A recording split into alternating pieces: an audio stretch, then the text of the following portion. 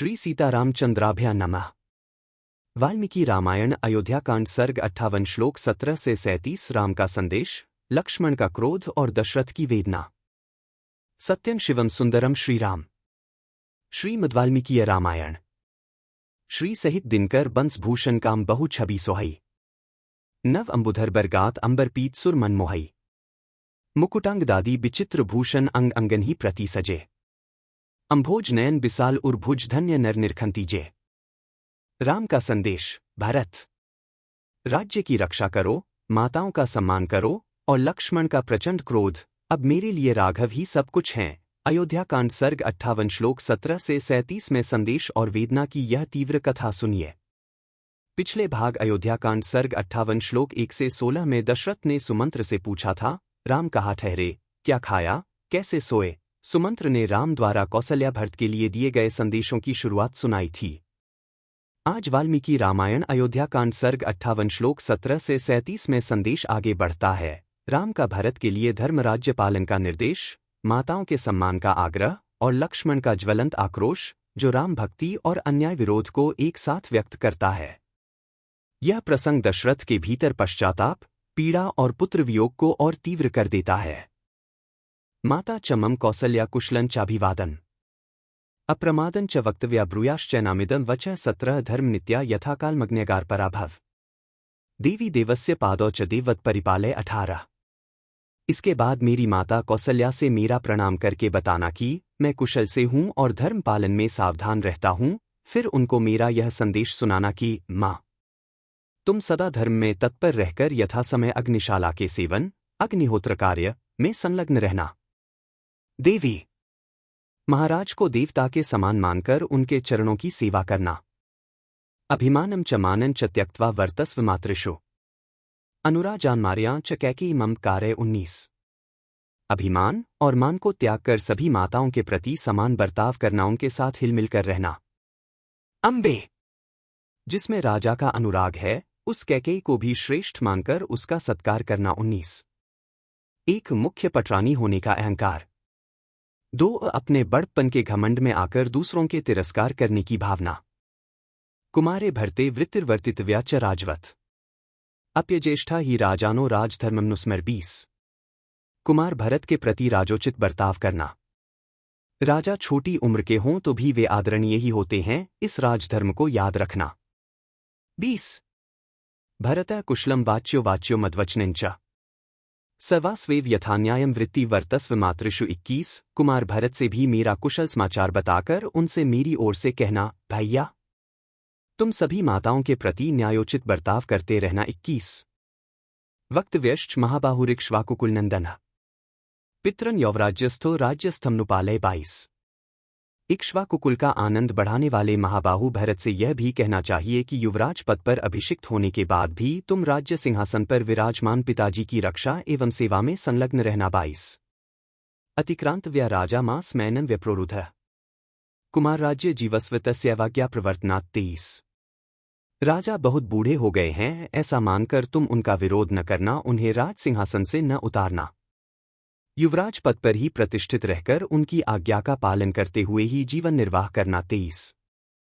अब्रवीत चापी मां भूयो भृशम श्रूणि वर्तयन मातेव मम माता ते द्रष्टव्या पुत्रगर्धिनी 24 इत्येवं मां महाबाहुर्भुवन्नेव महायशाः रामो राजीव पत्राक्षो भृशम श्रूण्य वर्तयत 25। फिर उन्होंने नेत्रों से बहुत आंसू बहाते हुए मुझसे भरत से कहने के लिए ही यह संदेश दिया, भरत, मेरी पुत्र वत्सला माता को अपनी ही माता के समान समझना। मुझसे इतना ही कहकर महाबाहु महायशस्वी कमलनयन श्रीराम बड़े वेग से आंसुओं की वर्षा करने लगे। लक्ष्मणस्तु सुसंक्रुद्धो न्यश्वसन वाक्यमब्रवीत केनायम प्राधेन राजपुत्रो विवासितः 26।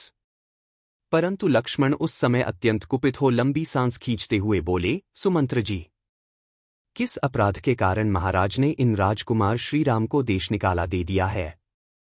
26। राज्ञा तु खलु कैकेय्या लघु चाश्रुत्य शासन कृतं कार्यं कार्यं वा वयं येनाभिपीडिताः 27। राजा ने कैकेयी का आदेश सुनकर झट से उसे पूर्ण करने की प्रतिज्ञा कर ली। उनका यह कार्य उचित हो या अनुचित, परंतु हम लोगों को उसके कारण कष्ट भोगना ही पड़ता है। 27। यदि प्रव्राजितो रामो लोभ कारण कारितम वरदान निमित्तम व सर्वथा दुष्कृतं कृतम 28। श्री राम को वनवास देना कैकेयी के लोभ के कारण हुआ हो अथवा राजा के दिए हुए वरदान के कारण, मेरी दृष्टि में यह सर्वथा पाप ही किया गया है। 28। इदं तावद् यथा कामीश्वरस्य कृते कृतम् रामस्य तु परित्यागे न हेतुमुपलक्ष्य। 29। यह श्रीराम को वनवास देने का कार्य राजा की स्वेच्छाचारिता के कारण किया गया हो अथवा ईश्वर की प्रेरणा से, परंतु मुझे श्रीराम के परित्याग का कोई समुचित कारण नहीं दिखाई देता है। 29। अस्मीक्ष्य समारब्ध विरुद्धं बुद्धिलाघवात् जनिष्यति संक्रोशं राघवस्य विवासं। 30। बुद्धि की कमी अथवा तुच्छता के कारण उचित अनुचित का विचार किए बिना ही जो यह राम वनवास रूपी शास्त्र विरुद्ध कार्य आरंभ किया गया है, यह अवश्य ही निंदा और दुहक का जनक होगा। 30। अह तावन् महाराजे पितृत्वं नोपलक्ष्य भ्राता भर्ता च बंधुश्च पिता च मम राघव। 31।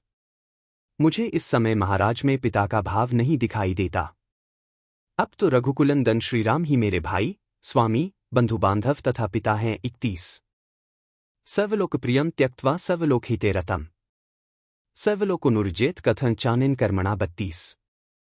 जो संपूर्ण लोकों के हित में तत्पर होने के कारण सब लोगों के प्रिय हैं, उन श्रीराम का परित्याग करके राजा ने जो यह क्रूरतापूर्ण पापकृत्य किया है, इसके कारण अब सारा संसार उनमें कैसे अनुरक्त रह सकता है? अब उनमें राजोचित गुण कहाँ रह गया है? 32। सर्व प्रजाभिराम ही रामं प्रव्रज्य धार्मिकम् सर्वलोक विरोधेन कथं राजा भविष्यति। 33। जिनमें समस्त प्रजा का मन रमता है, उन धर्मात्मा श्रीराम को देश निकाला देकर समस्त लोगों का विरोध करने के कारण अब वे कैसे राजा हो सकेंगे? 33। जानकी तु महाराज न्यश्वसंती तपस्विनी भूतोपहच्चित्ते विष्ठिता विस्मृता स्थिता। 34। महाराज, तपस्विनी जनकनंदिनी सीता तो लंबी सांस खींचती हुई इस प्रकार निश्चेष्ट खड़ी थीं, मानो उनमें किसी भूत का आवेश हो गया हो। वे भूली सी जान पड़ती थीं। 34। अदृष्टपूर्व व्यसना राजपुत्री यशस्विनी तेन दुःखेन वृत्ति नैवमा किंचिद ब्रवीत। 35। उन यशस्विनी राजकुमारी ने पहले कभी ऐसा संकट नहीं देखा था। वे पति के ही दुख से दुखी होकर रो रही थीं। उन्होंने मुझसे कुछ भी नहीं कहा। 35। तथैव रामोश्रुमुख कृतांजलिः स्थितो ब्रवी लक्ष्मण बाहुपालित तथैव सीतारुत्ति तपस्विनी निरीक्षते राजर्थं तथैव माम। 37। इसी प्रकार लक्ष्मण की भुजाओं से सुरक्षित श्रीराम उस समय हाथ जोड़े खड़े थे। उनके मुख पर आंसुओं की धारा बह रही थी। मनस्विनी सीता भी रोती हुई कभी आपके इस रथ की ओर देखती थीं और कभी मेरी ओर। 37। इत्यार्षे श्रीमद् रामायणे वाल्मीकीय आदिकाव्ये अयोध्याकाण्डे 50 सर्ग 58। इस प्रकार श्री वाल्मीकि निर्मित आर्ष रामायण आदिकाव्य के अयोध्याकांड में 58वां सर्ग पूरा हुआ। 58। कल श्रीमद् वाल्मीकीय रामायण अयोध्याकांड सर्ग 59 श्लोक 1 से 16 में सुमंत्र बताएंगे कि राम के वियोग से केवल मनुष्य ही नहीं, बल्कि वनोपवन, पशु पक्षी और स्वयं अयोध्या की जीवंतता भी जैसे सूख गई है। दशरथ का करुण विलाप इस वर्णन को और हृदय विदारक बना देगा। यदि वाल्मीकि रामायण अयोध्याकांड सर्ग 58 श्लोक 17 से 37 में राम का संदेश, लक्ष्मण का सत्य क्रोध और दशरथ की विवश वेदना आपके मन को छू रही हो, तो वीडियो को लाइक कीजिए, शेयर कीजिए और चैनल सब्सक्राइब करके बेल आइकन दबाइए। कल सर्ग 59 अयोध्या की दुर्वस्था और दशरथ का विलाप आप मिस न करें। उद्वीक्षमाणा भर्तारं मुखेन परिशुष्यता मुमोत्सहसा बाष्पं प्रयान्त मुपवीक्ष्य सा। 36। मुझे इधर आने के लिए उद्यत देख वे सूखे मुंह से पति की ओर देखती हुई सहसा आंसू बहाने लगी थी। बार बार बर मागो हर्षी देहु श्रीरंग पद सरोज अनपाइनी भक्ति सदा सत्संग। कथा विसर्जन होत है, सुनो वीर हनुमान। जो जन जंग से आए हैं, सो तंग कर ही पयान। बोलो सियावर रामचंद्र जी की जय। राम भक्त हनुमान जी की जय। उमापति महादेव जी की जय। मंगल भवन अमंगलहारी द्रवहु सुतसरथ अजिर बिहारी दीनदयाल बिरिदु संभारी हरहु नाथ मम संकट भारी। जय सिया राम, जय जय सिया राम।